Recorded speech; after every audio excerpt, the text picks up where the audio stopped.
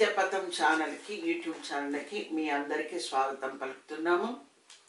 దేవుని పరిశుద్ధ నామంలో ప్రేమగల నామంలో మీ అందరికీ మా వందనాలు తెలియజేసుకుంటున్నాం.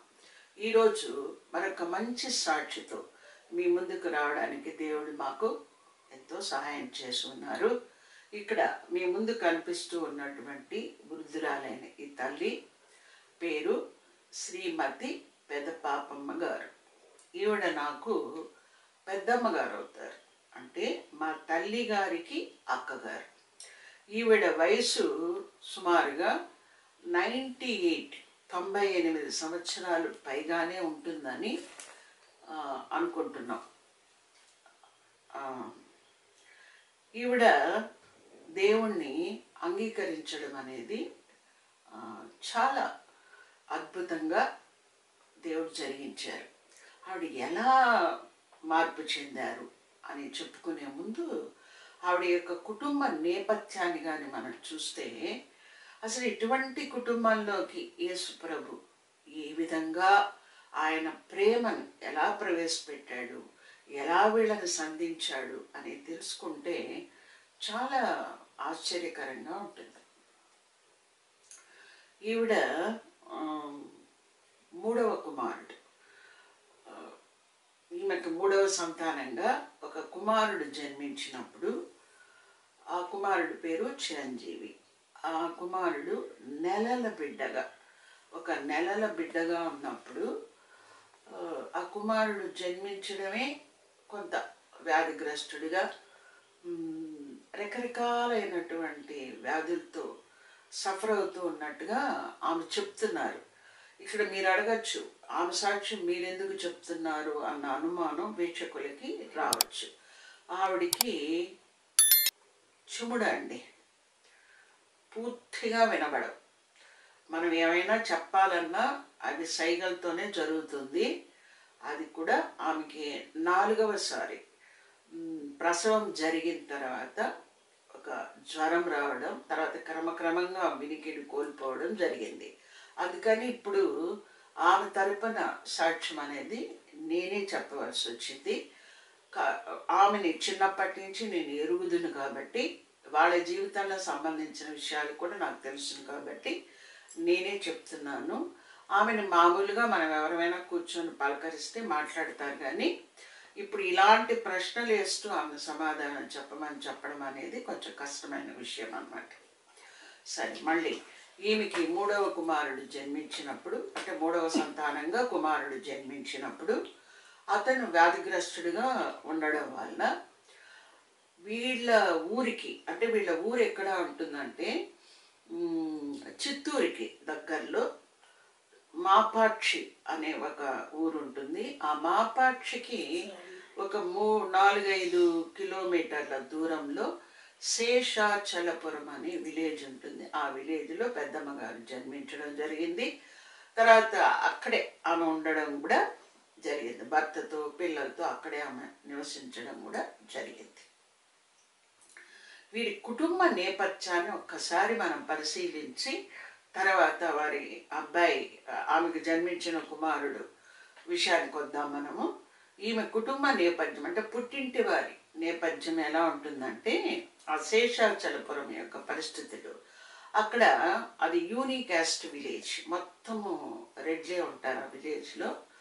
ఆ రెడ్లు కూడా ఒక 4-5 ఇంటి పేర్ల వాళ్ళు ఉంటారు. అందులో పెద్దమ్మ గారు జన్మించినటువంటి అరిమిరెడ్డి గారు అనే ఇంటి పేరు వాళ్ళు ఎక్కువ మంది ఉంటారు. మెజారిటీ వాళ్ళే ఉంటారన్నమాట ఆ విలేజ్లో. వీళ్ళందరికీ కూడా వ్యవసాయమే ప్రధాన వృత్తి. దాంతోపాటు వీళ్ళందరూ ఏం చేసేవాళ్ళు అంటే, ఈ అరిమిరెడ్డి గారు వాళ్ళు ఏం చేస్తారంటే మంత్రాలు వేయటము, అలాగే ఇంకా రకరకాలుగా అన్నమాట నాటు వైద్యం లాంటిది చేయటము. ఈ మంత్రాలు వేయటము అనేది చాలా ప్రధానంగా ఉంటుంది అన్నమాట. అక్కడ ఏదైనా జ్వరం వచ్చినా, లేదు ఇంకేదైనా అస్వస్థత కలిగినా ఎక్కువగా మంత్రాలు వేస్తుంటారు వీళ్ళు. దాని కొరకు ఏం చేస్తారంటే తమిళనాడు నుంచి, కర్ణాటక నుంచి, బోలెడు మంది వీళ్ళ ఊరికి వచ్చి వీళ్ళ దగ్గర వైద్యం చేయించుకొని వెళ్తూ ఉంటారు. ఈ వీపులో వచ్చే రాచపుండుకి, శరీరంలో అక్కడక్కడ వచ్చే కొన్ని పుండ్లు, ఇటువంటి వాటికంతా కూడా ఆ ఊరు ప్రసిద్ధి అన్నమాట. అలాగే పెద్దమ్మ గారు జన్మించినటువంటి కుటుంబంలోని తండ్రి గారు కూడా వైద్యం చేసేవాళ్ళు. ఆయన నుంచి మామగారికి, మా మేనమామ గారికి అంటే తల్లిగారి యొక్క అన్నగారు శ్రీ గంగిరెడ్డి గారు, అరివిరెడ్డి గారి గంగిరెడ్డి గారు, ఆయన కూడా ఈ నాటు వైద్యం చేసేవాళ్ళు, మంత్రించేవాళ్ళు, ఇవన్నీ చేసేవాళ్ళు అన్నమాట. ఆయన మా మేనమామ గారు, ఈమెకి అన్నగారు అయినటువంటి మా మేనమామ గారు మరొక పని కూడా చేసేవాళ్ళు. అదేంటంటే ఊర్లో ఉన్నటువంటి రామాలయంలోను గంగమ్మ గుడిలోను ఆయన పూజారిగా వ్యవహరించేవాళ్ళు. అలాగే వీళ్ళ ఊర్లో జరిగే వివాహాలకి, అలాగే చనిపోయినప్పుడు చేసేటువంటి శ్రాద్ధ కర్మలకి, తద్దినాలకి, ఇతరత్ర పూజలకి, గృహప్రవేశాలకి, అటువంటి వాటికి మాత్రం ఒక పురోహితుడు సమీపం గ్రామం, గుడిపాల గ్రామం అని ఉంటుంది, అక్కడి నుంచి వచ్చేవాడు. స్థానికంగా ఉన్నటువంటి విలేజ్లో ఉన్నటువంటి ఆ గంగమ్మ దేవాలయంలోను, అలాగే శ్రీరామ భజన మందిరంలోను మా మేనమామ గారే పూజలన్నీ నిర్వహించేవాళ్ళు. శ్రీరామనవమి వచ్చినా, జాతరలు వచ్చినా, రెగ్యులర్గా కానీ దిన పూజలు కానీ అన్నీ కూడా మా మేనమామ గారు చేయటం అక్కడ ఆనవాయితీ. అటువంటి కుటుంబంలో ఈమె పుట్టున్నారన్నమాట. ఆ కుటుంబ నేపథ్యం అది. సరే, ఇప్పుడు ఈమెకి మూడవసారి జన్మించిన మగ సంతానము, ఈమె కొడుకు కుమారుడు పుట్టుకతోనే చాలా అస్వస్థతలు కలిగి ఉండడం వల్ల వీళ్ళు పెద్దమ్మ గారు చాలా దుఃఖంలో ఉన్నారంట. అప్పుడు పెద్దమ్మ గారిని తీసుకొని మా తాతగారు అంటే తల్లిగారి యొక్క తండ్రి గారు తీసుకొని వీళ్ళ ఊరికి, ఆ శేషాచలపురం అనే గ్రామానికి ఒక 15 కిలోమీటర్ల దూరంలో ఉండేటువంటి Christian medical college hospital, CMC hospital వెల్లూరికి వెళ్తూ ఉన్నారంట. అప్పుడు బస్సులో ఈ బాబు ఏడుస్తూ ఉన్నాడంట. నెలలు పసికన్నా అనమాట. భీకరంగా ఏడుస్తూ ఉంటే అక్కడ కూర్చొని ఉన్నటువంటి ఒక పాస్టర్ గారు లేచి వెనక్కి వచ్చి, ఎందుకు ఈ అబ్బాయి ఏడుస్తున్నాడు అని అడిగారంట. అడిగినప్పుడు తాతగారు వచ్చి, ఇట్లా ఈ బాబుకి బాగాలేదు, ఈ ఆస్తమా జబ్బు ఉంది, వాడు ఊపిరి పీలిస్తే మళ్ళీ చాలా కష్టపడి ఊపిరి పీలుస్తున్నాడు, అందుకని నా కుమార్తె కూడా ఏడుస్తూ ఉంది బాబుతో పాటు అని చెప్పినప్పుడు ఆయన, మీరు ఏడవద్దు, మీ బిడ్డకి నయం అవుతుంది, దేవుడు పూర్ణ స్వస్థత అనుగ్రహిస్తాడు, కానీ ఈ బిడ్డని మీ దేవుడికి ఇవ్వగలరా? ఈ మరణకరమైన జబ్బులో నుంచి దేవుడు ఆ బిడ్డని స్వస్థపరుస్తాడు, కాబట్టి మీరు ఈ బిడ్డని దేవుడికి ఇవ్వగలరా అని ఆయన ఒక ప్రశ్న వేశాడంట పాస్టర్ గారు. అప్పుడు మా తాతగారు వెంటనే ఆ చనిపోయే పరిస్థితుల్లో నుంచి బిడ్డను కాపాడితే దేవుడు తప్పకుండా మేము దేవుడికి ఈ బిడ్డని ఇవ్వడానికి మాకు ఎటువంటి సందేహం లేదని వెంటనే తెలియజేశారంట. అప్పటికి ఈవిడికి 2 కుమార్తెలు, మూడవది మగ సంతానం కాబట్టి ఇంకా మగపిల్లలు లేకుండా పుట్టాడు కాబట్టి తప్పకుండా ఒక బాధ అన్నీ ఉంటాయనుకోండి. అప్పుడు ఆయన చేయి పెట్టి ప్రార్థన చేసి, ఇంక ఈ అబ్బాయికి ఏం పర్లేదు, నయం అవుతుందిలేండి అని చెప్పి వెళ్ళిపోయాడంట. తర్వాత వీళ్ళు చిన్న బిడ్డను తీసుకొని హాస్పిటల్కి వెళ్ళడము, అక్కడ ట్రీట్మెంట్ ఇవ్వడము, తర్వాత ఇంటికి తీసుకురావడము. కానీ క్రమేపీ బిడ్డకు ఆ వ్యాధి పోయి వాడు ఆరోగ్యంగా తయారవడము, పెరగడము, ఇతరత్ర అస్వస్థతలు కూడా ఉన్నవి కూడా ఆ పుట్టుకతోనే వచ్చిన అస్వస్థతలు అన్నీ కూడా తొలగిపోయి ఆరోగ్యంగా బిడ్డ పెరగడం చూసిన తర్వాత వీళ్ళకి ఒక ఆశ్చర్యము, ఒక నమ్మకము దేవుడి మీద రావడం జరిగింది. అంతే. అక్కడితో వీళ్ళకి క్రీస్తు గురించి వీళ్ళకి ఏం తెలుసో, అతను ఏం చెప్పాడో ఆ చిన్న మొక్క తప్పి ఇంక వీళ్ళకి ఆ తర్వాత క్రైస్తవులు అనేవాళ్ళు వీళ్ళకి ఎక్కడ కూడా వీళ్ళకి ఎక్కడ వాళ్ళు వీళ్ళకి ఎదురుపడ్డం కానీ అట్లాంటివి ఏం జరగలేదు. కాబట్టి వీళ్ళు అంతటితో దాన్ని మర్చిపోయారు. తర్వాత ఊర్లో ఒక ఆవిడ, ఒక కుష్టు వ్యాధిగ్రస్తురాలు, ఆ ఊర్లోని హరిజనవాడలో ఒక కుష్టు వ్యాధిగ్రస్తురాలు ఉండేది. ఆవిడ మాత్రం చిత్తూరుకి తన స్వస్థత నిమిత్తము ఏదో ఒక చర్చికి వెళ్ళి వస్తూ ఉండేదంట. ఆమె కోసం వచ్చిన క్రైస్తవులు మాత్రం ఆ ఊర్లో అలా తిరుగుతూ పాడేసి వెళ్ళిపోతూ ఉండేవాళ్ళు.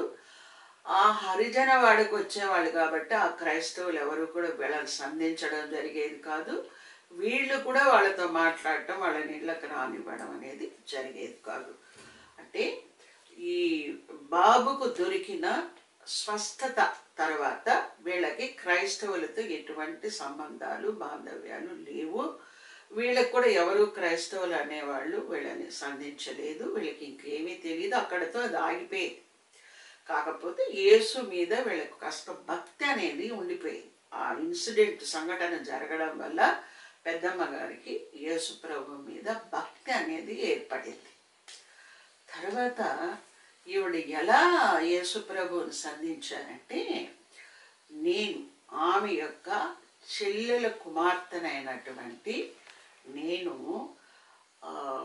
క్రిస్టియానిటీ పైన పిహెచ్డి చేయడం జరిగింది 80లో, 1980లో. ఇది జరిగింది ఎప్పుడంటే 1956లో ఆ ఇన్సిడెంట్ జరిగింది. 1980లో నేను రీసెర్చ్ పరంగా చర్చిలకు వెళ్ళడము, డేటా కలెక్షన్ కోసం చాలా ప్రదేశాల్లో, చాలా ఊర్లు మొత్తం రాయలసీమ అంతా తిరగడము, చర్చిలకు అన్ని ఊర్లకి చర్చిలకు వెళ్ళడము, ఈ క్రైస్తవులు మా ఇంటికి రావడము, మా యూనివర్సిటీకి నా కోసం రావడం, ఇలా జరుగుతూ ఉండేది. అప్పుడు పెద్దమ్మ గారు మా ఇంటికి వచ్చినప్పుడు వీళ్ళందరినీ చూశారనమాట.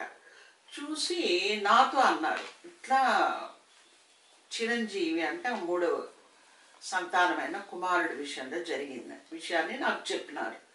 సరే, మేము ఎవరం కూడా దాన్ని అంత సీరియస్గా తీసుకోలేదు. నా రీసెర్చ్ నిమిత్తము నాకు క్రైస్తవులతో క్రీస్తుతో ఒక చిన్న సంబంధం అనేది ఏర్పడింది. కానీ అది ఆధ్యాత్మికమైనది కాదు. 1985లో నాది సబ్మిషను, 86లో నాది అవార్డు అవ్వడము, పిహెచ్డి అవార్డు అవ్వడము జరిగిపోయింది, డాక్టరేట్ అవార్డు అవ్వడం జరిగిపోయింది. ఆ తర్వాత ఇంకా పూర్తిగా క్రైస్తవ్యంతో ఎటువంటి సంబంధాలు లేవు. ఎవరైనా ఎప్పుడైనా ఎక్కడైనా కనబడితే హలో అనుకునే రిలేషన్స్ మాత్రమే ఉండేవి. 1991లో నేను బ్యాప్టిజం తీసుకోవటం జరిగింది. ఇదంతా కూడా నేను అనేకమైన గ్రంథాలు చదవటం, అనేకమైన హిందూ ప్రముఖులతో పెద్దలతో సంభాషించడం వల్ల నాలో మార్పులు మెల్లమెల్లగా రావడం అనేది జరిగింది. తర్వాత ఈ క్రైస్తవులతో సంబంధాలన్నీ, రిలేషన్స్ అన్నీ పోయినాయి. ఒక ఆవిడ మా ఇంటికి రావడము, ఆవిడకి ఏదో అవసరమైనటువంటి కొన్ని వస్తువులు నా దగ్గర తీసుకొని వెళ్ళటము, అవి తిరిగి ఇవ్వడానికి వచ్చినప్పుడు ఆవిడ నాతో, ఒకసారి మా చర్చికి రావచ్చు కదా, మీరు క్రిస్టియానిటీ మీద రీసెర్చ్ కూడా చేశారు కదా అని అంటే, నేను అన్నాను రావడానికి నాకేం అభ్యంతరం లేదు అని. పెంతెకోస్తు చర్చికి వెళ్ళడము, తర్వాత ఎందుకో ఒక బలమైన ప్రేరేపణ నాకు కలగడము, ఒక ఆత్మీయమైనటువంటి దాన్ని, నేను అప్పటి వరకు చాలా దూరంగా ఉన్నాను, ఏదో కోల్పోయి ఉన్నాను అన్న ఫీల్ అనేది, ఒక భావన అనేది నాలో రావడము, నేను బ్యాప్టిజం అనేది తీసుకోవటానికి తీసుకున్నాను. అది నేనే అడగడం వల్ల బ్యాప్టిజం అనేది నాకు ఇవ్వడం జరిగింది. నేను బ్యాప్టిజం తీసుకున్న సంగతి వీళ్ళకి తెలియదు, పెద్దమ్మ గారికి వాళ్ళకి తెలియదు. తర్వాత పెద్దమ్మ గారికి ఆ విషయం తెలియడము, ఆమె వెంటనే ఏం చెప్పారంటే నేను కూడా తీసుకుంటాను అని అడిగారు అన్నమాట. నేను బ్యాప్టిజం తీసుకున్న రోజే నాతో పాటు ఈమెకి 3వ సంతానంగా జన్మించిన కుమారుడు, అతని పేరు చిరంజీవి, అతను కూడా అక్క నేను కూడా తీసుకుంటాను మీతో పాటు, నన్ను చిన్నప్పుడే అమ్మ దేవుడికి ఇచ్చిందంట, నేను బ్యాప్టిజం తీసుకొని నేను కూడా చర్చికి వస్తాను అని అబ్బాయి తనకు తానుగా వచ్చి నాతో చెప్పాడు. నేను అప్పుడు చర్చికి పోతున్నాను. నేను అప్పుడు చెప్పాను అనమాట, మరి చర్చికి నువ్వు పోతున్నావా అంటే, నేను తిరుపతిలో ఉన్న ఈస్ట్ మిషన్ కాంపౌండ్లో ఉన్న చర్చికి అప్పుడప్పుడు వెళ్తానక్క అన్నాడు. మరి నువ్వు మాకు చెప్పలేదు అంటే, మీరేమన్నా అంటారేమో అని నేను చెప్పలేదక్క ఇంట్లో అన్నాడు. సరే అయితే చర్చికి రా, చెప్తాను, వాళ్ళు మరి బ్యాప్టిజం ఇస్తారో లేదో తెలీదు, మనం మాట్లాడదాంలే రా అని చెప్పి వాడిని కూడా నేను తీసుకెళ్ళటము, పాస్టర్ గారికి పరిచయం చేయటము. పాస్టర్ గారికి ఇవన్నీ చెప్పినప్పుడు పాస్టర్ గారు కూడా చాలా మా ఇది దేవుని ప్రణాళిక, ఎప్పుడూ 1956లో జరిగిపోయిన విషయము చూడండి, ఆ అబ్బాయి గుర్తుపెట్టుకోవటము, అప్పుడప్పుడు అతను చర్చికి వెళ్ళటము, నాకు బ్యాప్టిజం కావాలని ఈరోజు రావడం, ఇవన్నీ కూడా దేవుని ప్రణాళిక, తప్పకుండా మీతో పాటు అతనికి కూడా మనం బ్యాప్టిజం ఇద్దాము అని చెప్పి నాతో పాటు నా తమ్ముడైనటువంటి పెద్దమ్మ గారి కుమారుడు కూడా బ్యాప్టిజం ఇవ్వడం జరిగింది. ఈ విషయం తర్వాత తెలిసినటువంటి పెద్దమ్మ గారు తను కూడా బ్యాప్టిజం తీసుకుంటానని ఉత్సాహపడ్డము, మాతో మాట్లాడటం జరిగిందనమాట. సో మేము 1991లో బ్యాప్టిజం తీసుకున్నాము. 92లో పెద్దమ్మ గారు బ్యాప్టిజం తీసుకున్నారు. అది కూడా చాలా ఉత్సాహంగా, చాలా సంతోషంగా బ్యాప్టిజానికి ఆమె తనకు తానుగా మాట్లాడి మమ్మల్ని ఆహ్వానించి బ్యాప్టిజం తీసుకోవటం జరిగింది. ఆమె తిరుపతికి రాలేదు, ఆ పల్లెకే మేము పాస్టరు మేమందరం వెళ్ళి అక్కడ ఇవ్వడం జరిగింది. ఎందుకు అంటే ఆమెకి బస్సులో ప్రయాణము లేదు, మామూలుగా ప్రయాణం కూడా ఆమెకు పడదు. ఏ ప్రయాణం చేసినా ఆమెకి ఈ వాంతులు అవ్వడము, తర్వాత చాలా నీరసపడిపోవటము అలా జరుగుతుందన్నమాట. అందుకని ఆమెని పిలిపించకుండా మేమే అక్కడికి వెళ్ళడము, బ్యాప్టిజం ఇవ్వడము జరిగిందన్నమాట. దేవుని యొక్క ప్రణాళిక ఎంత అద్భుతమైనదంటే, 1956లో ఒక పాస్టర్ కనిపించి ఈ బిడ్డకి నయం అవుతుంది, ఈ బిడ్డను మీ దేవుడికి ఇవ్వండి, ఈ ఒక్క మాట చెప్పి అతను వెళ్ళిపోయాడు. అతను మళ్ళీ వీళ్ళకి ఎప్పుడూ కనిపించలేదు, వీళ్ళకి ఏ క్రిస్టియన్ కూడా కనిపించలేదు. అయినప్పటికీ ఆ 56లో జరిగిన చిన్న సంఘటనని గుర్తుపెట్టుకొని దానికి కృతజ్ఞతగా ఈమె కుమారుడైనటువంటి చిరంజీవి బ్యాప్టిజానికి లోబడ్డము, అదే కృతజ్ఞత కలిగి ఈమె కూడా దైవ భక్తితో దేవుడికి లోబడి 92లో బ్యాప్టిజం తీసుకోవడం, ఇవన్నీ దేవుని ప్రణాళిక, అద్భుతమైన ప్రణాళిక అనిపిస్తుంది. ఈమె సాక్ష్యము ఇంతటితో అయిపోదు. ఈమె గురించి చెప్పాలి అంటే, ఒక పెను తుఫాన్లో వచ్చినటువంటి మొలక, అంటే అంకురించినటువంటి ఒక మొలక పెను తుఫాన్లోనే పెరిగి మొక్కైన ఒక చెట్టు గురించి చెప్పినట్టు ఈమె గురించి మనం చెప్పాలి. ఎందుకంటే ఈమె జన్మించినప్పుడు ఒక 2 ఏళ్ళు వయసు 3 ఏళ్ళ వయసు అప్పుడే ఈమె చెల్లెలైనటువంటి మా తల్లిగారు 1 సంవత్సరం వయసు ఉన్నప్పుడు, ఈమెకు ఒక 3 ఏళ్ళ వయసు ఉన్నప్పుడు వీళ్ళ తల్లిగారు చనిపోవటం జరిగింది. అంటే బాల్యంలోనే వీళ్ళు తల్లిగారిని కోల్పోయారు. ఈమెకి ఒక అన్న ఒక చెల్లి, మా మేనమామ గారు, తర్వాత మా అమ్మగారు అన్నమాట. తర్వాత మా తాతగారు 2వ వివాహం చేసుకోలేదంట. ఎందుకంటే నా పిల్లలు మరీ చిన్నవాళ్ళు, నేను 2వ వివాహం చేసుకుంటే ఆ వచ్చే మనిషి నా బిడ్డల్ని, ఈ చిన్న బిడ్డల్ని చూసుకోవడం అనేది నాకెందుకు అది సాధ్యం అనిపించడం లేదు, నాకు వద్దు, నాకు ఆ రెండో వివాహం వద్దు అని ఆయన భీష్మించుకుని రెండో వివాహానికి వెళ్లకుండా వీళ్ళని పెంచుకోవటము, వ్యవసాయము, ఇదే జీవితంగా ఆయన జీవించినట్టుగా మా అమ్మ వాళ్ళు చెప్తూ ఉంటారు. తర్వాత ఈమెకి మా తాతగారికి సమీప బంధువుకి ఇద్దరు అమ్మాయిలు, మొదటి భార్య చనిపోవటం జరిగింది. ఆయనకి కుమారులు లేరు. ఆయన వచ్చి మా తాతగారితో చాలా దగ్గర బంధువు కాబట్టి ఈయనకొచ్చి చెప్పుకోవటం, బాధపడటం జరిగినప్పుడు ఈయన తన కుమార్తెనిచ్చి పెళ్లి చేశాడు. అంటే మా పెద్దమ్మ గారిని రెండవ భార్యగా మా పెదనాన్నగారికి ఇచ్చి పెళ్లి చేయటం జరిగింది. అక్కడ ఆల్రెడీ ఇద్దరు అమ్మాయిలు ఉన్నారు. వాళ్ళు కాస్త ఎదిగిన పిల్లలంట, ఓ 10 ఏళ్ళు అలా వయసున్న పిల్లలు. కాబట్టి ఈమెకి వివాహమై అక్కడికి వెళ్ళినప్పటి నుంచి చాలా శోధనలుగా ఉండేదంట ఈమెకి. అంటే తినడానికి సరైన ఆహారం కూడా దొరికేది కాదంట.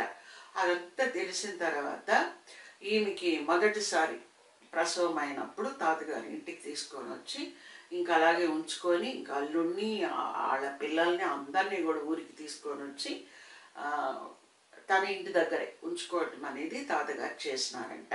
అంటే ఈమె జీవితం మొదలవడమే తల్లిగారిని కోల్పోవడము, తర్వాత రెండవ భార్యగా వివాహం జరిగించడము, అక్కడ కూడా చాలా సమస్యలతో ఈమె కొట్టుమిట్టాడము జరిగింది.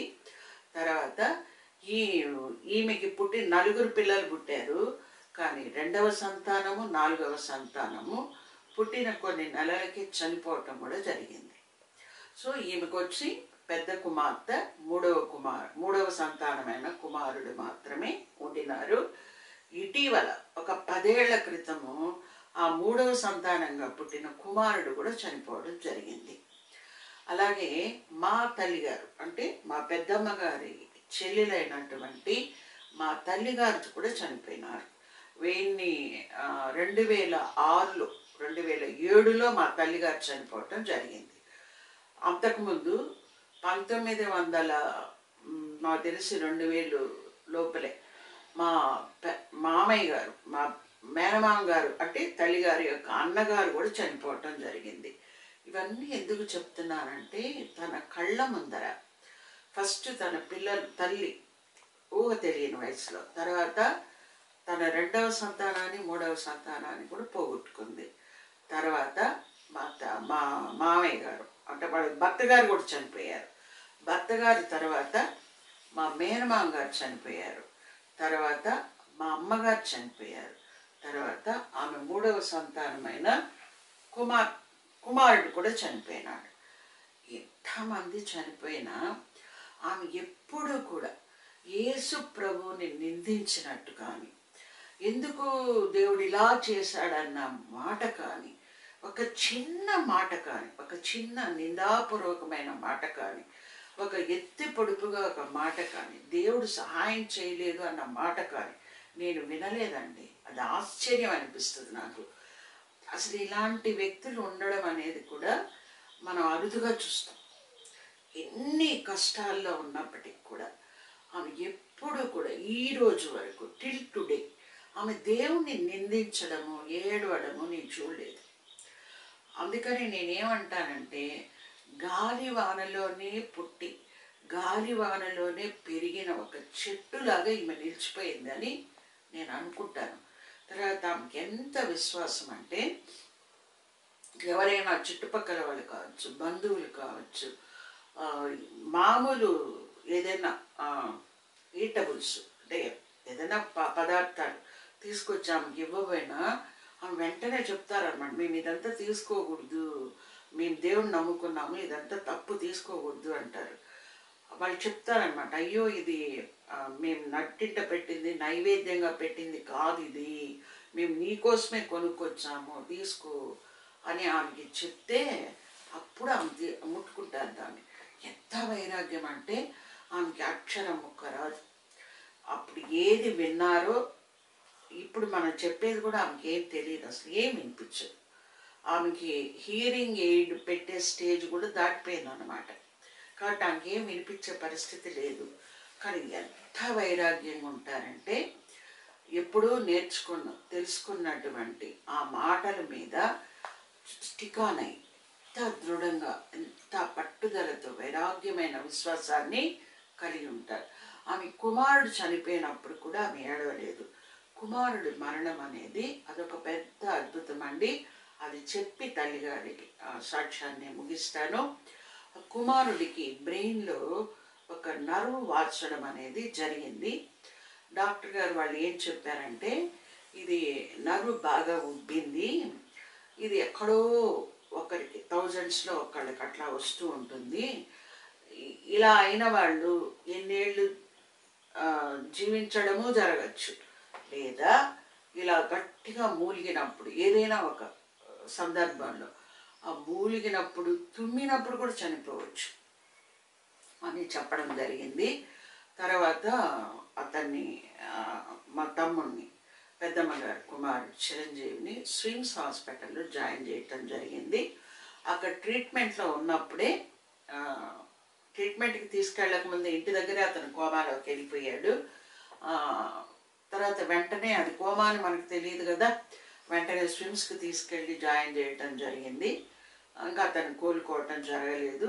డాక్టర్స్ కూడా చెప్పేశారనమాట, ఇంకా ఏం చేయలేము అని చెప్పినప్పుడు ఒక ఒక చిన్న ఐడియాని నా భర్త గారు చెప్పడం జరిగింది. ఏంటంటే ఎలాగూ అతను మరణిస్తున్నాడు, ఈయన యొక్క ఆర్గాన్స్ని ఎందుకు మనం డొనేట్ చేయకూడదు అని అన్నప్పుడు నేను చాలా కోప్పడ్డాను మా ఆయన.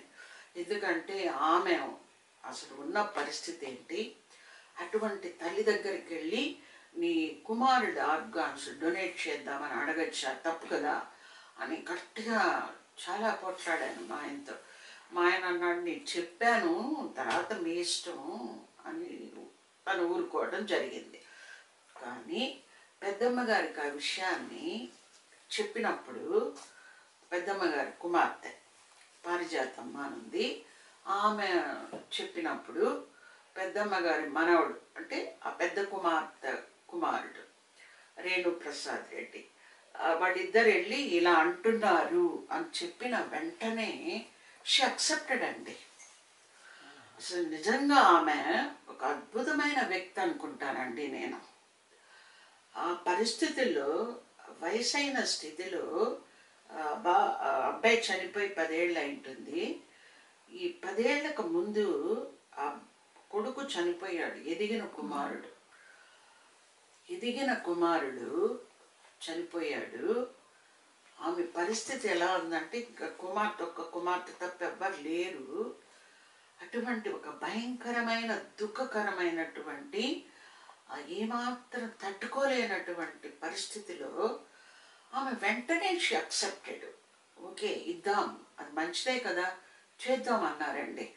ఇప్పటికి కూడా మీరు స్విమ్స్లో వెళ్ళి చూసుకున్నా కూడా బి చిరంజీవి రెడ్డి ఆర్గాన్స్ మొత్తం డొనేట్ చేయటం జరిగింది. అది వైజాగ్కి, హైదరాబాద్కి, ఇంకెక్కడికో తీసుకెళ్ళినట్టు అప్పుడు పేపర్స్లో కూడా అన్ని న్యూస్ పేపర్స్లో వేశారు. అందరూ అన్ని ఛానల్స్ వాళ్ళు కూడా వచ్చే తల్లిగారి ఫోటో తీసుకుంటే ఆమెకి మాట్లాడలేరు కాబట్టి ఆమె కుమార్తె ఆన్సర్ ఇవ్వడం జరిగింది. అన్ని ఛానల్స్ వాళ్ళు కూడా తల్లిని కూడా కవర్ చేశారు. తిరుపతిలో చిరంజీవి రెడ్డి బ్రెయిన్ డెడ్ అయినట్లు డాక్టర్లు నిర్ధారించడంతో ఆయన కుటుంబ సభ్యులు అవయవదానం చేసేందుకు ముందుకొచ్చారు. దీంతో జీవనధార, ఏపీ సర్కార్ ద్వారా వైజాగ్ అపోలో ఆసుపత్రికి లివర్, హైదరాబాద్ స్టార్ ఆసుపత్రికి గుండెను, నెల్లూరు నారాయణ ఆసుపత్రికి కిడ్నీను తరలించారు. ఆయన ఆమె తట్టుకొని నిలబడ్డారు. ఆశ్చర్యం అసలు. మిన్ను విరిగి మీద పడ్డ అంటారు చూడండి, పిడుగులు పడ్డ, అసలు చెలించకుండా దుఃఖాన్ని ఎలా దిగమింగారు అనేది అసలు అర్థం కాదనమాట మనకి. అలా స్థిరంగా నిలబడి ఆర్గాన్ డొనేషన్ అనగానే ఓకే చెప్పి అంతమంది వచ్చి తనతో మాట్లాడిస్తున్నా కూడా ఏం పట్టించుకోకుండా అలా నిలబడ్డం అనేది దేవుడిచ్చిన ఆ ధైర్యం కావచ్చు, స్థిర చిత్తం కావచ్చు, అవన్నీ కూడా దేవుని కృపగా ఎంచుకోవాల్సిందే కానీ మరొకటిగా మనం తలంచలేము. దాంతోపాటు ఇంకొక విషయం కూడా నేను చెప్పదలుచుకున్నాను. చిరంజీవి రెడ్డి వచ్చి పెద్ద చదువుకోలేదు. స్కూల్ ఎడ్యుకేషన్ వరకే చదువుకోవటం జరిగింది. చిన్న చిన్న వ్యాపారాలు చేసుకుంటూ ఉండేవాడు. తర్వాత ఈ పద్మావతి మహిళా కాలేజీలో హాస్టల్ దగ్గర సెక్యూరిటీ గార్డ్గా చేరాడు. సెక్యూరిటీ గార్డ్గా చేరిన తర్వాతే ఈ వ్యాధి రావడం, చనిపోవటం జరిగిందనమాట. అతనికి పెళ్ళవలేదండి, పిల్లలు లేరు. వేరే ఎవరన్నా పెంచుకుంటూ ఉండేవాడు. పెంచుకోవడం అంటే చిన్నపిల్లలు అందరిని ఆదరించడం జరిగేది.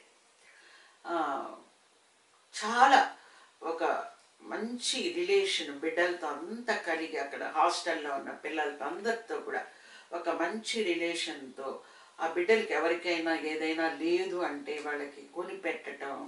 అలాగే హాస్టల్ హాలిడేస్ వదిలిపెట్టినప్పుడు కొంతమంది పిల్లలకి అందరు దాదాపు పేరెంట్స్ వచ్చి తీసుకెళ్ళిపోతారు.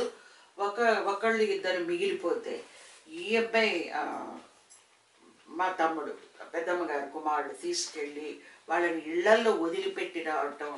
ఆ విధంగా ఉండడం వల్ల అందరూ చాలా అతనితో అఫెక్షనేట్గా ఉండడం అన్నమాట. వచ్చి అతను అక్కడ సెక్యూరిటీ గార్డే కానీ అందరికి కూడా అఫెక్షనేట్గా ఉండడం అనేది జరిగింది అనేది మన కళ్ళతో మనం చూసాం. అతను చనిపోయినప్పుడు పద్మావతి కాలేజ్ నుంచి స్టాఫ్ మొత్తం మోర్ ఆర్ లెస్ ఒక 50 members staff, including their principal and more than 1000 members students college నుంచి ఇంటి వరకు ఒక ర్యాలీగా వచ్చారండి. అద్భుతం. ఎందుకంటే అతన్ని దేవుణ్ణి విశ్వసించాడు తప్ప అతను పెద్ద చదువు లేదు, పెద్ద సొసైటీలో పెద్ద స్టేటస్ లేదు. మరణంలో దేవుడు ఎంత హెచ్చించాడంటే వాళ్ళ తల్లి యొక్క విశ్వాసం. చిరంజీవి రెడ్డికి 1956లో ఒక చిన్న మాట, ఒక పాస్టర్ ప్రార్థన చేసి, అమ్మ మీ బిడ్డకి ఇంకే సమస్య రాదు, ఆరోగ్యంగా జీవిస్తాడు, దేవుడికి ఇస్తారా అని ఒక్క మాట అతను చెప్పినందుకు 1956లో చెప్పిన మాటకి వాళ్ళు లోబడి 91లో నాతో పాటు చిరంజీవి రెడ్డి బ్యాప్టిజం తీసుకోవటం, 92లో తల్లిగారు బ్యాప్టిజం తీసుకోవటం జరిగింది. అంతే. వీళ్ళకి ఎవరు వెళ్ళి తర్వాత సువార్త చెప్పిన వాళ్ళు కానీ ఏమీ లేదు. ఎంత అద్భుతంగా మరణంలో దేవుడు చిరంజీవి రెడ్డిని హెచ్చించాడంటే ఊహాతీతం అన్నమాట. మోర్ దాన్ 1000 మెంబర్స్ ఒక ర్యాలీగా రావడము, అన్ని న్యూస్ పేపర్స్లో అతని ఆర్గాన్ డొనేషన్ గురించి మాట్లాడుకోవటం, అన్ని ఛానల్స్లో ఒక్క రోజంతా చిరంజీవి రెడ్డి గురించి అన్ని ఛానల్స్ మాట్లాడటం జరిగింది. నేను ఈ మాట ఎందుకు చెప్తున్నానంటే గాలి వానలో, పెను తుఫానులో పుట్టినటువంటి ఒక చిన్న మొలక ఒక పెద్ద మొక్కగా ఎదిగి ఎవరు కదిలించలేనటువంటి ఒక మర్రి వృక్షంగా, విశ్వాసంలో నేను చెప్పేది, డబ్బులో కాదు, సామాజిక స్థాయిలో కాదు. ఆమె సామాజికంగా చూస్తే చాలా చిన్న వ్యక్తిగా మనకు కనిపిస్తుంది. ఒక చదువు లేదు, పెద్ద ఆస్తుపాస్తులు లేవు, అసలు ఎవరూ లేరు. ఇప్పుడు ఒక వృద్ధురాలైనటువంటి కుమార్తెతో ఉంది.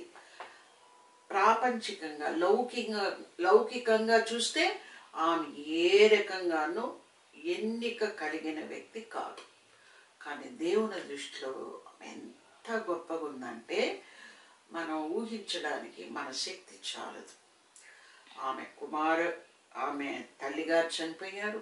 తర్వాత ప్రసవాలు అయిన తర్వాత చాలా 6 నెలలకో సంవత్సరానికో ఇద్దరు సంతానాన్ని పోగొట్టుకుంది, భర్తను పోగొట్టుకుంది. తర్వాత ఆమె అన్నని పోగొట్టుకుంది, ఆమె చెల్లిని పోగొట్టుకుంది, చివరికి కన్న కుమారుణ్ణి కూడా పోగొట్టుకుంది. అయినా సరే ఆమె దేవుని నిందించడం అనేది జరగలేదు, ఇప్పటి వరకు జరగలేదు. ఆమె మాకు చాలా దగ్గరలోనే ఉంటారు. నిజంగా ఆమె చూసినప్పుడు నాకు ఒక్కొక్కసారి అనిపిస్తుంది, ఇలాంటి వ్యక్తులు ఉంటారా? అసలు మామూలుగానే దేవుడు ఎట్టబడితే అట్ట నిందించే వాళ్ళని మనం చూస్తుంటాం. ఉద్యోగం రాలేదు, మా అబ్బాయికి చదువుకు అలా అయింది, లేదు ఇంట్లో ఎవరికైనా వ్యాధి వచ్చింది, అటువంటి పరిస్థితుల్లో కూడా దేవుణ్ణి నిందాపూర్వకంగా మాట్లాడేవాళ్ళని మనం చూస్తుంటాం. కానీ మాత్రం ఇప్పటికీ ఇన్ని కష్టాలు అనుభవించినప్పటికీ కూడా ఆమె నోట్లో నుంచి ఏ రోజు కూడా ఒక దూషణపూర్వకంగా కానీ, నిందాపూర్వకంగా కానీ, ఒక తృణీకారంగా కానీ దేవుడి పట్ల ఒక మాట కూడా రాలేదు. ఇప్పటికీ ఆమె ఇట్లా పెట్టుకోవటం, హల్లెలూయా అనుకోవటం, ప్రైదేలాడు అనుకోవటం, నేను ఇట్లా పెట్టానని ఆమె పెడుతున్నాను అంటే ఆమెకి ఏం తెలియదు. ఇంట్లో మా ఇంటికి ఆమె రాగానే మా అందరికీ ప్రైజ్ లాడ్ చెప్తారు. మా ఇంటి నుంచి వెళుతూ ప్రైజ్ లాడ్ చెప్తారు. టాటాలు బాయ్ బాయ్లు ఉండవు. నిజంగా దేవుడు ఆమెకిచ్చిన కృపను బట్టి, ఆమెకిచ్చిన ఆయుష్ను బట్టి ఆశ్చర్యం అనిపిస్తుంది. నాకు ఈమె విషయంలో ఒక వాక్యం గుర్తొస్తుంది. ఎప్పుడు కూడా పెద్దమ్మ గారిని చూసినప్పుడు నాకు ఒక వాక్యం గుర్తొస్తూ ఉంటుంది అన్నమాట. అది ఏమంటే యెషయా 65:22లో నా జనుల ఆయుష్ వృక్షాయుష్యంత అగును, నా జనుల ఆయుష్ వృక్షాయుష్మంత అగును అని ఒక మాట ఉంటుంది. చూడండి, ఒక చిన్న మాట ఎప్పుడో ఒక పాస్టర్ అనడము, దానికి ఆమె అదే గుర్తుపెట్టుకొని దేవుడికి లోబడము, ఆ తర్వాత ఇన్ని కష్టాలు నెత్తి మీద పడినప్పటికీ చెల్లించకుండా దేవుళ్ళు నిలబడము, ఇవన్నీ మనం చూసినప్పుడు ఆమెని దేవుడు ఒక వృక్షంలాగా నిలబెట్టాడు, విశ్వాస వృక్షంలాగా నిలబెట్టాడు. ఈమెను చూసి మనం నేర్చుకోవాలి. ఈ తరం వాళ్ళని నేర్చుకోవాల్సింది ఎంతో ఉంది. తన కళ్ళ ముందర వాళ్ళ అన్నగారు, చెల్లిగారు, తన సంతానం ఇద్దరు, బాగా ఎదిగిన కుమారుడు అందరినీ పోగొట్టుకున్నప్పటికీ కూడా ఈరోజు కూడా దేవునికి ఒక సాక్షిగా ఆమె నిలబడడం అనేది దేవుని యొక్క వరం, కృప వరం. అంతకు మించి మనం ఏమీ చెప్పలేము, చెప్పే స్థాయి కూడా మనది కాదు. ఎందుకంటే ఆమె విశ్వాసము మన అందరి ఊహలకు మించినటువంటి గొప్ప విశ్వాసం, ఘనమైన విశ్వాసం. ప్రభు కొరకు ఆమె జీవిస్తున్న జీవితము కూడా ఒక ఘనత, మహిమ, ఆధిక్యత సమస్తము ప్రభువుకు చెల్లించినటువంటి ఒక గొప్ప విశ్వాసాన్ని, సాక్ష్యాన్ని ఆవిడ కలిగి ఉంది. దాన్ని బట్టి నేను మీ అందరికీ కూడా ఇది విని ఆమె కొరకు ప్రార్థించమని, మా కుటుంబాల కొరకు ప్రార్థించమని, ఇంకనూ రక్షణ పొందనటువంటి అనేకులు ఆమె పుట్టినటువంటి ఊర్లో ఉన్నారు, వారందరి నిమిత్తం కూడా ప్రార్థన చేయమని మిమ్మల్ని దేవుని యందు ప్రేమగా ప్రార్థిస్తూ దేవునికి మహిమ, ఘనత మొత్తం చెందాలని కోరుకుంటూ మీ అందరికీ నా వందనాలు తెలియజేసుకుంటున్నాను. క్రీస్తు సత్యపథం యూట్యూబ్ ఛానల్కి మీ అందరికీ మా యొక్క ప్రేమపూర్వక స్వాగతం. అలాగే ఈరోజు కూడా ఒక మంచి సాక్షిని మీ ముందుకు నేను తీసుకురావటం జరిగింది. మీ అందరికీ యేసయ్య శుభనామంలో, పవిత్ర నామంలో మా యొక్క వందనాలు తెలియజేసుకుంటున్నాను. ఇక్కడ మన ముందర కూర్చున్న వాళ్ళు శ్రీమతి అరిమిరెడ్డి గారి పారిజాతమ్మ.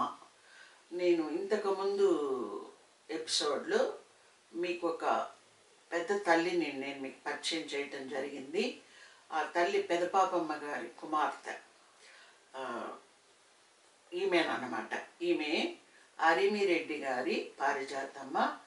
పెద్దమ్మ గారు తన కుమార్తెను తన అన్నకే ఇచ్చి వివాహం చేయటం జరిగింది. మేనమామతో వివాహాలన్నది రాయలసీమలో చాలా సాధారణంగా ఆ రోజుల్లో మరి ఎక్కువగా జరిగేవి. అలాగే మన పారిజాతమ్మ గారిని కూడా మేనమామ గారికి ఇచ్చి వివాహం చేయటం జరిగిందన్నమాట. ఈమె పెద్దమ్మ గారితో పాటు ఈమె కూడా దేవుణ్ణి విశ్వసించేవాళ్ళు. కానీ బ్యాప్టిజం తీసుకోవటం అనేది 1999లో బ్యాప్టిజం తీసుకోవటం జరిగింది ఈవిడ. సరే, ఈమెతో మాట్లాడి పెద్దమ్మ గారి జీవితం గురించి అలాగే పార్వతమ్మ గారి జీవితం గురించి మనం తెలుసుకున్నాం. మా మేనమామ, ఇక్కడ ఇంకొక విషయం నేను చెప్పాల్సింది, మా మేనమామ గారు మేము ఇలా దేవుణ్ణి అంగీకరించటము, చర్చికి వెళ్ళడం ఆయనకి నచ్చేది కాదు. మా ఇంటికి వచ్చినా కూడా ఆయన పళ్ళెంలో భోంచేయటానికి ఇష్టపడేవాడు కాదు. మాతో ఏం చెప్పేవాడంటే, మీ ఇంటికి ఎవరెవరో వస్తూ ఉంటారు, మీరు అందరికీ ఆ పళ్ళల్లో భోజనం పెడుతూ ఉంటారు, నాకు ఆ పళ్ళల్లో భోజనం పెట్టద్దండి, నాకు ఆకులో పెట్టండి అని అడిగేవాడు. అంటే ఆయనకి మనం ఏదో ఒక కులాన్ని పోగొట్టుకుంటున్నామన్న ఫీలు మా మేనమామ గారికి ఉండే. కాబట్టి ఈమెని అడిగి ఇప్పుడు మనం తెలుసుకున్నాం, మామ ఈమెతో ఏమేమి మాట్లాడేవాళ్ళు మనం అడుగుదాము. ఇప్పుడు పెద్దమ్మ తర్వాత మీరు దేవుళ్ళలోకి వచ్చిన తర్వాత ఊర్లో వాళ్ళు కావచ్చు, మామ కావచ్చు, ఏదైనా మాట్లాడటం పుల్ల విరుపుగా లేదా వెక్కిరింపుగా మాట్లాడటం జరిగిందా? వెక్కిరింపుగా మాట్లాడటం జరిగింది. ఏమనేవాళ్ళు? మీరు కులాన్ని మన మతాన్ని వదిలి మారిపోతూ ఉన్నారు అంటే, మీరు హరిజనులు మాదిరిగా మారిపోతూ ఉన్నారు అట్టనేసి వెక్కిరింపుగా హేళనగా మాట్లాడేవాళ్ళు. దానికి నేను సరే మేము అలాగనే ఉంటాము, మా హృదయానికి దేవుడు ప్రేరేపించినట్లుగా మేము నడుచుకుంటాము, మీరంతా మమ్మల్ని ఏం అడిగేది అనేసి నేను కూడా వాళ్ళతో కొన్ని వెక్కిరింపు మాట్లాడేదాన్ని. అంటే పల్లెల్లో కదండి కొంచెం ఎకసెక్కంగా మాట్లాడినప్పుడు ఈమె కూడా కొంచెం గట్టిగా నేను సమాధానం ఇచ్చాను అని చెప్తున్నారు. అలాగే తర్వాత బ్యాప్టిజం తీసుకున్న తర్వాత మీరు తిరుపతికి వచ్చేయడం కూడా జరిగింది. ఆల్మోస్ట్ అలా అప్పట్లోనే తిరుపతికి వచ్చి సెటిల్ అవ్వడం జరిగింది. తర్వాత చిరంజీవికి అంటే మీకు తమ్ముడికి పెద్దమ్మ గారి 3వ సంతానమైన కుమారుడు గురించి నేను ఇంతకుముందు ఎపిసోడ్లో చెప్పాను కదా, దాని గురించి అక్కను అడుగుతున్నాం మనము. వాడికి అస్వస్థత కలిగినప్పుడు, వ్యాధి కలిగినప్పుడు వాడు ఆ వ్యాధి కలిగిన 3-4 రోజులకి, ఇది వ్యాధి అని నిర్ధారింపబడినటువంటి 3-4 రోజులకే వాడు ఇంట్లోనే స్లో తప్పిపోవటము, అది కోమా అని మనకు తెలియదు, మనం తీసుకొని వెళ్ళడము, హాస్పిటల్లో జాయిన్ చేయటం జరిగింది. ఇంకా డాక్టర్లు ఏ విధంగానూ వీడు కోలుకునే పరిస్థితి లేదని కూడా చెప్పడం జరిగింది. అప్పుడు మా ఆయన, మీ మరిది గారు, ఆర్గాన్ డొనేట్ చేస్తే బాగుంటుంది ఆలోచించండి నేను చెప్పడము, నేను చాలా గట్టిగా అరవడం కూడా జరిగింది. కానీ మీరు కానీ మీ కుమారుడు రేణుప్రసాద్ రెడ్డి కానీ దాన్ని కొంచెం ఆలోచించారు. తర్వాత పెద్దమ్మకి ఎక్స్ప్లెయిన్ చేసినారు, సైగలతో అంతా చెప్పడం జరిగింది. అప్పుడు పెద్దమ్మ ఏ రకంగా రెస్పాండ్ అయ్యింది, దానికి ఎట్లా స్పందించింది ఆమె? ఆమె ఎట్లా స్పందించిందంటే, కానీ మీ ఇష్టము, దేవుని కృప ఎట్లుంటే అలా జరగని, ఆ దేవుని చిత్త ప్రకారంగా జరగని, మేలు జరిగితే మంచిదే కదా అని ఒప్పుకునేది, ఇంకొకరికి మేలు జరిగితే. ఆమె చూడండి, అలాంటి భయంకరమైన పరిస్థితుల్లో ఇంకెవరన్నా ఏంటి, పల్లెటూరులో పుట్టి అసలు ఆమెకు చదువు లేదు, ప్రపంచం గురించి ఏమీ తెలీదు. నాకు తెలిసేటప్పటికే ఆమెకి చెవుడు వినికిడి తగ్గిపోయింది ఆమెకి. మరీ ఇంత ఎక్కువ కాదనుకోండి, ఇంత బ్రహ్మచెవుడు కాదు. అప్పుడు మోస్తరుగా మన లిప్ మూమెంట్ని అట్లా ఆవిడ కొంచెం కనుక్కోగలిగేవాళ్ళు. అయినా ఆమెకు ప్రపంచంతో పెద్ద సంబంధ బాంధవ్యాలు లేవు. అయినప్పటికీ వీళ్ళు వెళ్ళి చెప్పిన వెంటనే ఆమె ఏమాత్రం కూడా ఆలస్యం చేయకుండా దేవుడి ఇష్టం ఏదుంటే జరగని, అది ఇంకొకళ్ళకి మంచి జరిగితే అంటే చిరంజీవి రెడ్డి దేహం వల్ల మరికొంతమందికి మేలు జరిగితే మంచిదే కదా అని ఆమె అంగీకరించడం అనేది, మీరు ఆలోచించండి. నిజంగా అటువంటి తల్లులు అంటే ఈ రోజుల్లో ఎంతో చదువుకున్న వాళ్ళు కూడా అటువంటివి ఇష్టపడరు. అటువంటిది ఆమె వెంటనే అంగీకరించడం అనేది నాకు ఆలోచించినప్పుడల్లా అది గొప్ప, అసలు అలాంటి మనసు కలిగి ఉండడం అనేది ఒక అరుదైన విషయంగా నాకు అనిపిస్తుంది. సరే, ఈమె పార్వతమ్మ గారు వ్యక్తిగతంగా దేవుడు ఆమెను ఎలా తాకాడు, దేవుణ్ణి ఆమె ఎలా తెలుసుకోవటం జరిగింది, దేవుడు ఇంత శక్తిమంతుడు, దేవుడు ఇంత మేలు చేయవాడు అని ఆమె ఎలా గ్రహించగలిగిందో అడుగుదాము ఆమెని. మీరు మామూలుగా అప్పటికి మీకు అర్థమైంది, ఎందుకంటే ఇంట్లో పెద్దమ్మ బ్యాప్టిజం తీసుకోవటం జరిగింది. మీ తమ్ముడైనటువంటి చిరంజీవి రెడ్డి నాతో పాటు బ్యాప్టిజం తీసుకోవటం జరిగింది.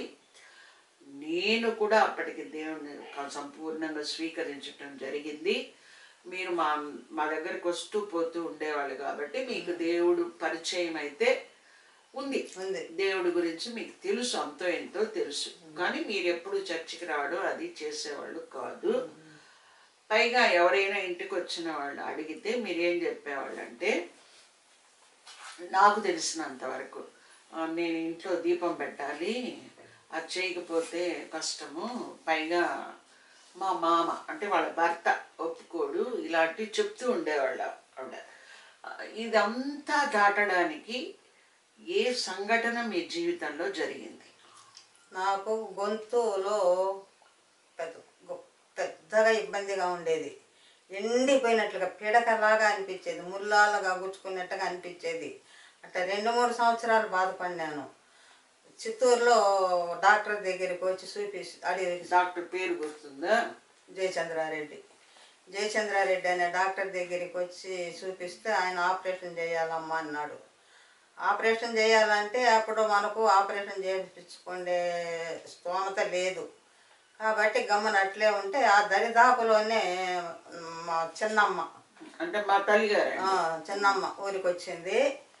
ముందు రోజు సాయంకాలం వచ్చింది, మరుసటి రోజు తెల్లారితో 9 గంటల కాడ నేను కూర్చొని మేమిద్దరు అమ్మతో, అమ్మ నాకు ఈ మాదిరిగా ఉంది, డాక్టర్ దగ్గరికి పోతే ఆపరేషన్ చేయాలన్నాడు, నాకు భయంగా ఉంది, అంతలో మనకు స్తోమత కూడా లేదు కదా అనేసి అన్నాను.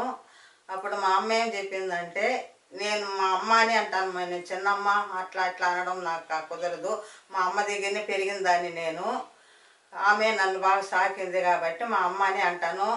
ఆ తల్లి ఏమని చెప్పిందంటే, నాయన 13 మంగళవారాలు ఒంటిపూట భోజనంతో ఉపవాసం ఉండు, దిక్కులేని వాళ్ళకి దేవుడే దిక్కు అంటారు కదా నాయన అని చెప్పింది.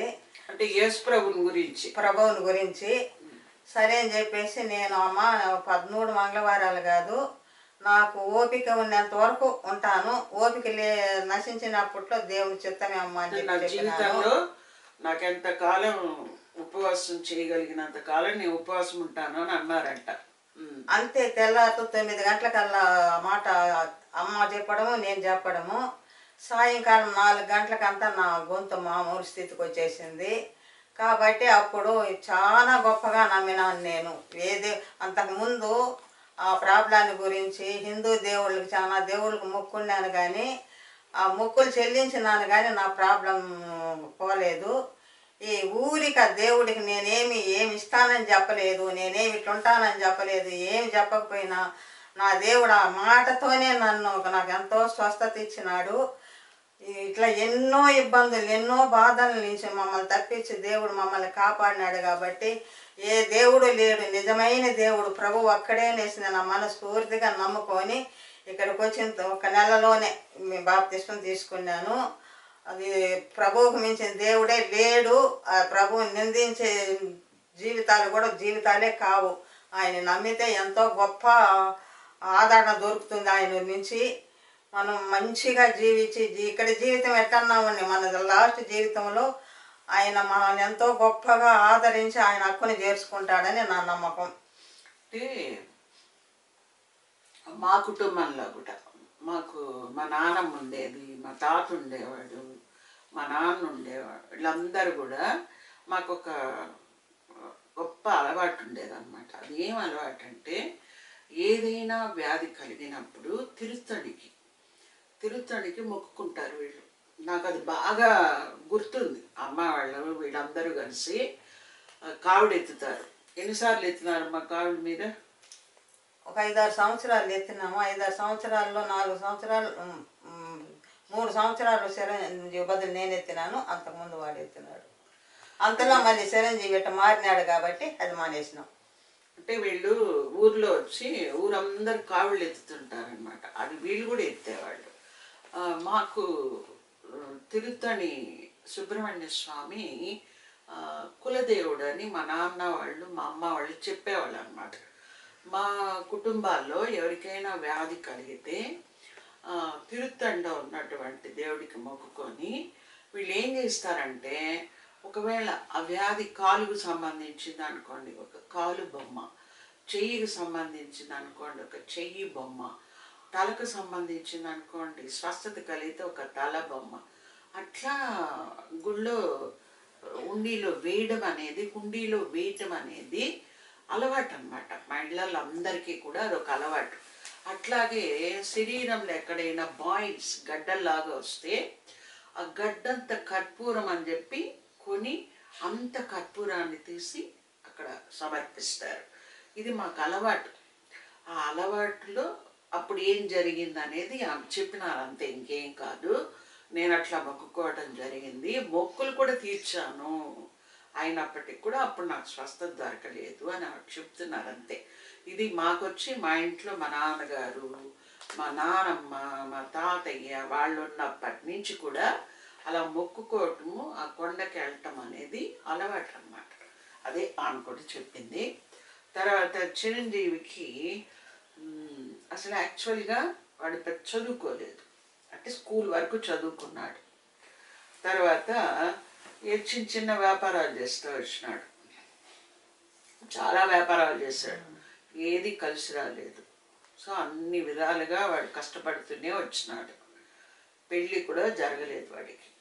తర్వాత చివరిలో ఈ పద్మావతి మహిళా కాలేజీలో సెక్యూరిటీ గార్డ్గా, వాచ్మ్యాన్గా చేరడం జరిగింది కదా. తర్వాత చనిపోవటం కూడా జరిగింది. అప్పుడు దేవుడేంటి ఇట్లా చేస్తున్నాడు, ఏది కలిసి రాలేదు, ఏంటి ఇలా వ్యాధి వచ్చింది, మనకి ఏ వ్యాపారం కలిసి రాలేదు, మన బిడ్డకి ఎందుకు ఇట్లా జరిగింది అని పెద్దమ్మ ఏమైనా దేవుణ్ణి నిందించడము అట్లా ఏమైనా జరిగిందా? ఆమె ఎప్పుడు దేవుణ్ణి నిందించలేదు. వీడు మనమే సక్రమంగా జీవించాలా అని చెప్పిందే కానీ, వానికి నువ్వు ఇట్ట కాదు ఇట్లా నడుచుకొని చెప్పింది కానీ దేవుళ్ళని ఎప్పుడు నిందించలేదు. అంటే నేను ఇందాక దేవుణ్ణి బాగా నమ్ము అనే చెప్పేది.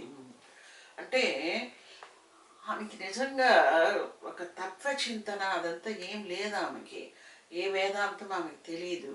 కానీ దేవుళ్ళని నిందించడము అర్థహీనమైనది అన్నది ఆమెకి ఎలా గ్రహించగలిగింది అనేది నాకు ఆశ్చర్యం. అసలు ఇంత జరిగినా దేవుణ్ణి నిందించకుండా, మనం సరిగా లేం కాబట్టి ఇలా జరుగుతోంది, మనం సరిగా ఉండాలి అని ఆ కుమారుడికి కూడా ఆమె చెప్పడం అనేది ఆశ్చర్యకరమైన విషయంగా నాకు అనిపిస్తుంది. ఇప్పుడు దేవుణ్ణి మీరు నమ్మారు కదా, తర్వాత మీకు సరే బంధువుల మధ్యలోకి పోయినప్పుడు వాళ్ళు ఏదో ఒకటి అంటారులేండి, వెటకారంగానో మంచిగానో, లేదు మంచిగా కూడా అనొచ్చు, ఎందుకు ఇలా వెళ్ళిపోయారు మీరు అని కూడా అనొచ్చు, అవన్నీ సహజంగా జరుగుతాయి అనుకోండి. తర్వాత ఇప్పుడు బంధువులందరూ మిమ్మల్ని అన్నిటికీ పిలుస్తూ ఉంటారా? పిలుస్తారు. మీరు కూడా ఏమైనా మీ కుటుంబంలో జరిగిన దానికి వాళ్ళని ఆహ్వానిస్తారు, పిలుస్తాం, అన్నిటికీ వాళ్ళు వస్తారు. బంధువులు అందరు రావడం వెళ్ళడం ఉందండి. బంధువులు ఎవ్వరు మమ్మల్ని వెలివేయడం కానీ మేము వాళ్ళకి దూరం అవడం కానీ అలాంటివి ఏమీ లేవు. అది ఆమె ముఖతహా మీకు చెప్పించాను, అంతేను. పెద్దమ్మ గారి సాక్ష్యంలోనే ఈమె కూడా ఒక సాక్ష్యంలో భాగము. కానీ మా మేనమామ గారు ముందు అలా మాట్లాడినప్పటికీ తర్వాత ఆయన కూడా దేవుణ్ణి అంటే ఆయన కంప్లీట్గా స్వీకరించి బ్యాప్టిజం తీసుకోలేదు, కానీ పాస్టర్ గారు వాళ్ళు వచ్చినప్పుడు గౌరవించడము, వాళ్ళ దగ్గర ప్రార్థన చేయించుకోవడం, అవన్నీ కూడా మామగారు కూడా చాలా వరకు మారారు. హృదయంలో చాలా మార్పు అనేది ఆయనకు కూడా కలగడం మేము చూసాం. తర్వాత ఇప్పుడు మనం చూస్తున్నాం కదా, చాలామంది మీరు కూడా ఫోన్ చూస్తుంటారు కదా, ఆ ఫోన్లలో మనం చూసినప్పుడు కొంతమంది ప్రభువుని మేరీ మాతని చాలా భయంకరంగా దూషించటం అనేది మనం చూస్తున్నాం.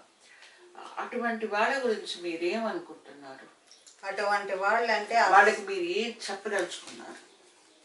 అటువంటి వాళ్ళని అసలు మనసులో పెట్టుకోవడం కూడా నీచమైన ఇదే ఘోరాతి ఘోరమైన వ్యక్తులు వాళ్ళు. అసలు రాక్షసుల కన్నా హీనమైన వాళ్ళు. అసలు వాళ్ళని మనసులో తలుసుకోవడం కూడా మనకు నీచంగా కనిపిస్తుంది. ఇంకా వాళ్ళని ఏం అనాలని చెప్పేసి కూడా నాకు. ఆమె ఏం చెప్తున్నారంటే అటువంటి వ్యక్తుల పేర్లు మనుషుల్ని తలంచుకోవటం కూడా నీచము, వాళ్ళ గురించి అసలు మాట్లాడుకోవాల్సిన అవసరం లేదు అని చెప్తున్నారు. అట్లాగే కొంతమంది చెప్తున్నారు అన్నమాట, మీరు చర్చికి వెళ్తున్నారా, అయ్యయ్యో మీ దగ్గర డబ్బులంతా పాస్టర్లు గుంజేసుకుంటారు, దశమ భాగాలను లాక్కుంటారు అని చెప్తున్నారు. దాని గురించి ఏం చెప్తారు? ఎప్పుడు వాళ్ళు మనల్ని ఏమి అడిగింది లేదు. కనీసం హిందూ గుడులు పోతే కూడా మూటలుగా చెల్లిస్తారు కదా, అది మాత్రం ఏమి చాలా న్యాయమైన పద్ధతి. ఇక్కడ అట్లంతా ఏం అడగరు, మూటలు కొమ్మరిచ్చేది ఏముండదు. వాళ్ళ మనసుకు తోచింది వాళ్ళ మనసుకు నచ్చినట్లుగా వాళ్ళ స్తోమత కొద్దికి ఎత్తిపోయి కానుకగా ఇస్తారే కానీ పాస్టర్లు కానీ బ్రదర్లు కానీ ఎవరు కూడా మీరంత ఇవ్వండి అనేసింది వాళ్ళు అడిగింది లేదు. మీరు ఇట్లా నడుచుకోండి అని చెప్పింది కూడా లేదు. వాళ్ళు మంచిగా నడుచుకోమని చెప్తారు, దేవుని నమ్మమని చెప్తారు.